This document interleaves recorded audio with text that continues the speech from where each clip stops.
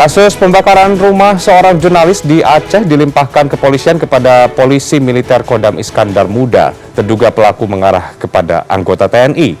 Dari ibu kota, seorang anggota TNI Angkatan Darat tewas setelah dikeroyok oleh sejumlah orang tak dikenal di Penjaringan, Jakarta Utara. Salah satu pelaku pengeroyokan ditangkap petugas kepolisian.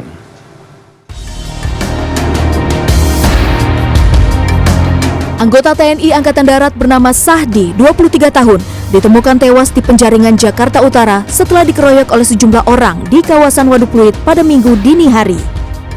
Korban sempat dilarikan ke rumah sakit tetapi nyawanya tidak tertolong.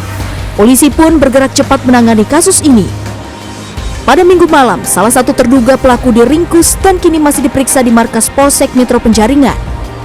Polisi saat ini sedang mengejar para tersangka pelaku pengeroyokan yang lain. Menurut Kepala Polsek Metro Penjaringan AKBP Febri Ismanjaya, para pelaku terlibat percekcokan dan mengeroyok korban serta rekannya saat mencari seseorang di kawasan Waduk Pluit.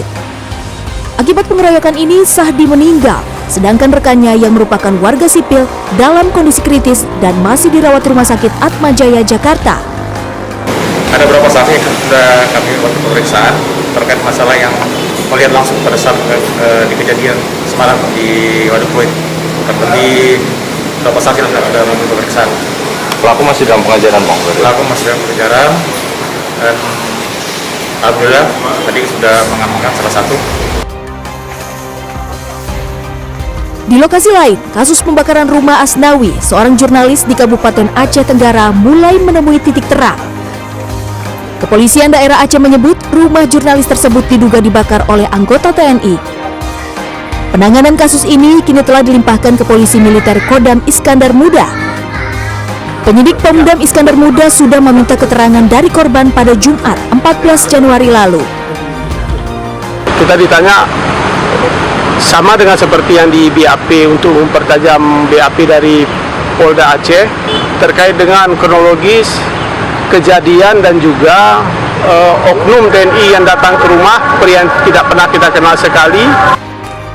Panglima Kodam Iskandar Muda Mayor Jenderal Muhammad Hassan berjanji akan mengawal kasus ini dan menjatuhkan sanksi tegas kepada anggotanya jika terbukti bersalah. Tapi saya berkomitmen bahwa itu memang kita akan tuntaskan. Siapapun bersalah kita akan usut dengan sebaik-baiknya dan pelakunya kita akan hukum sesuai dengan aturan yang berlaku.